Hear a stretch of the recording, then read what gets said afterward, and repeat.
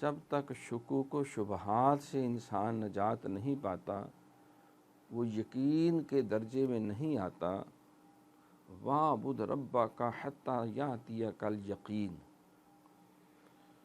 ایک علم الیقین کا درجہ ہوتا ہے، ایک عین الیقین کا درجہ ہوتا ہے، ایک حق الیقین کا درجہ ہوتا ہے۔ ایک انسان کا نفس امارہ ہے، ایک اس کا نفس لوامہ ہے، اور ایک اس کا نفس مطمئنہ ہے۔